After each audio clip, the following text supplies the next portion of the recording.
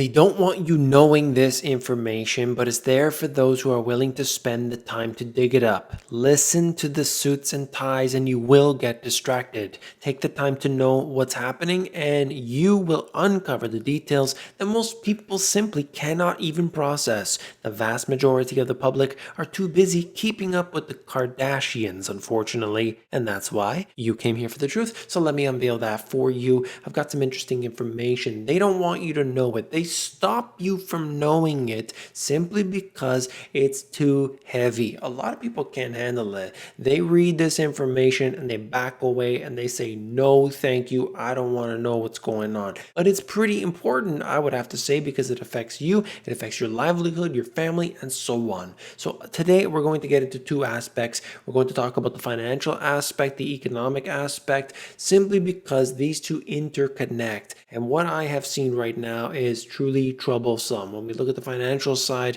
I'm talking about heavy leverage, talking about corporate debt, and of course, everything that interconnects with that. I've highlighted this in many previous episodes. You know what I'm getting at, a lot of detail there. The economic aspect, talking about jobs and the situation that does not look good for this year into next year and beyond. Let's begin.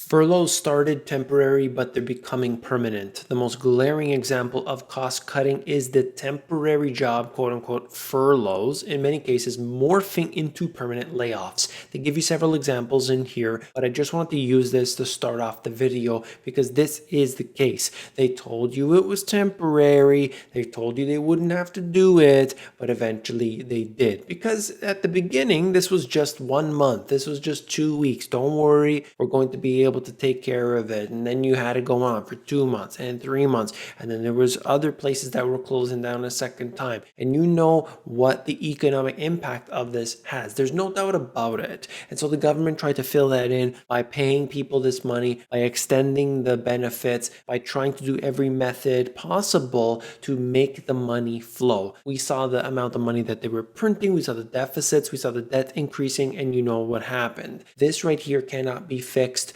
and of all of which I've seen historically, it ends badly. Millions of US jobs to be lost for years, according to the IRS. This is coming directly from the IRS, and this is what they're saying. IRS forecasts 37.2 million fewer W-2 forms for next year. More gig workers are also seen compared with before the situation began. Of course, they lose their job. They need to find employment, so now they're driving for Uber, they're delivering food, delivering packages for Amazon, whatever that might be. You got to pay the bill somehow. But the economic impact of a large group of people losing their jobs is going to be huge. I hear the argument all the time, well, they're just going to retrain. Well, you're not going to retrain for somebody who's 50 years old, they've been doing a certain job all their life, and now that industry doesn't need more people. Sure, some people will find a job, but largely what I've seen is that companies want to slim down right now. They want to have people working from home. I do believe personally that first you get the person working from home, then you outsource it to a different country, and then you simply wipe them out with automation and robots. This is what they want to do, particularly with a lot of people that are taking phone calls and responding to emails. This could be done from anywhere in the world. You don't need to have a person at that particular desk. They could be anywhere else. So it's a multi-stage process that is unfolding right now today. And I think what's going on in 2020 has accelerated the time frame. Struggling retailers rush to file for bankruptcy. So what we've had so far is just the tip of the iceberg, as I have highlighted previously. Yes, there have been this huge wave of bankruptcies, of layoffs and everything, but I think we are only at the beginning of it. Of course, there's the Chapter 7 bankruptcy, there's the Chapter 11, and as we have seen with many of these different companies, they're too bankrupt to go through a process that would be beneficial to them. And this is going to happen to so many more.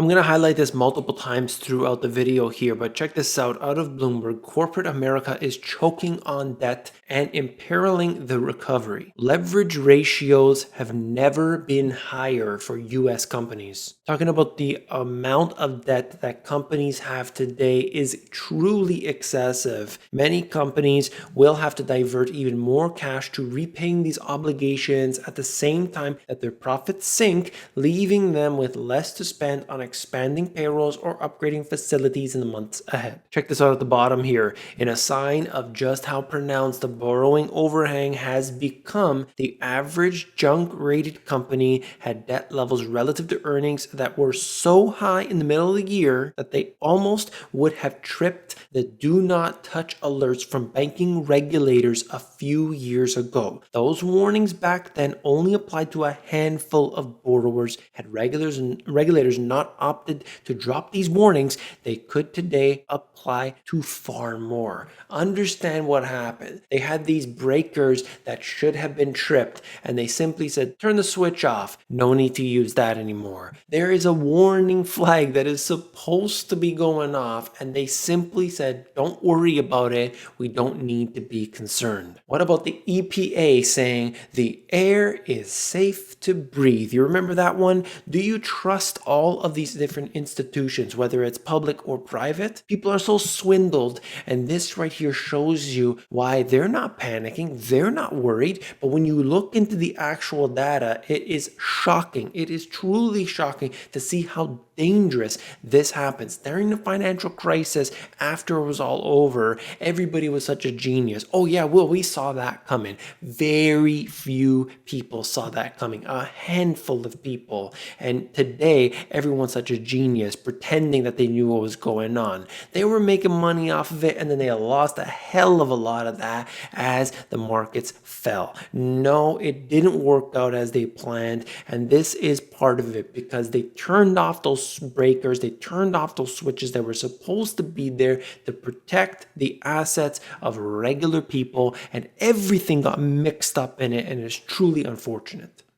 But who's getting hurt the most this time around? I'm going to show you two charts here. The change in spending growth for UI, unemployment insurance recipients versus all else by major sector. Look at the blue areas, which are basically those recipients of the unemployment insurance, and then all others, which is the yellow. And all I'm trying to highlight here is simply that those receiving the benefits are getting hit the hardest. Doesn't matter which section we're looking at, clothing or restaurants or anything else. Those at the bottom 50% are getting hit the hardest. Should that surprise anybody?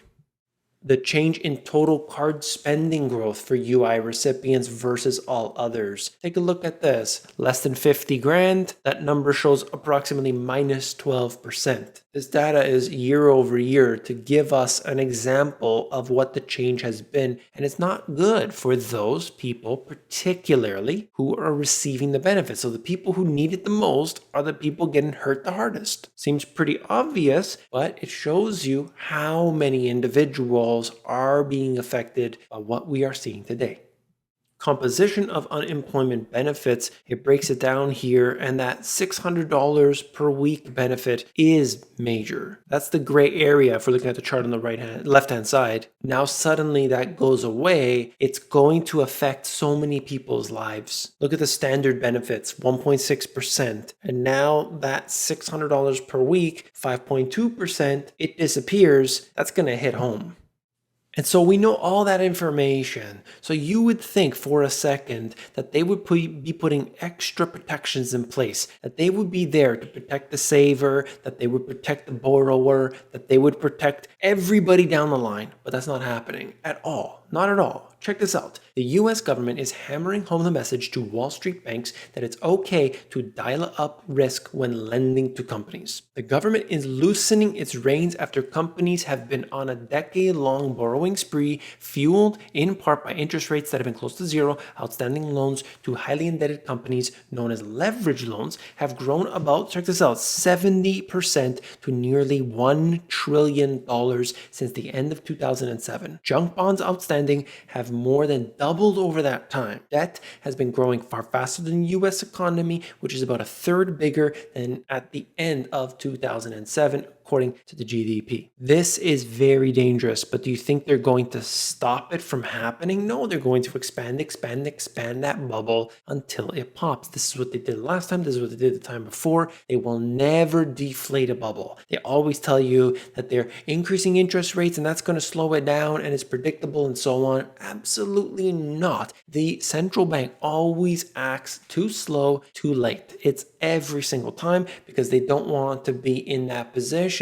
where they're saying you're the cause of this. Not at all. They wouldn't do that, and they absolutely never have. It's not going to work like this in this time around, that's for sure. There are certain extremes that we will look back in the pages of history and wonder what the hell was going on. Really quickly, while net leverage remains elevated by historical standards, the deterioration over the past several months has not been outsized relative to year-end 2019. Just showing you what's happening in this case here on the right-hand side. Gross leverage metrics paint a similar picture. They're using as much as they possibly can right now today, and it's only going to get worse. That's all for this video. If you found it informative, hit that thumbs up button. When you do, you are supporting me. I want to thank you for that. If you want to learn how to sell stuff online, I'm talking about e-commerce, well then, there are many courses out there available to you, $1,000, $2,000, and they are quite good in most cases. However, if you are interested in learning for free, I have an absolutely 100% free e-course, the AmazonGPS.com. The financial system is complex, it's convoluted, it's very difficult to understand intentionally. They do this so that you don't know the truth. Well, just like this video you watch, these two books get into everything you need to know. Check them out at the link in the description. If you want the audiobook instead, themoneygps.com. Wait a second, where are you going? Have you left already? Well, if not, you got to watch this video. A lot of important information in here. Click on it, I'll see you there.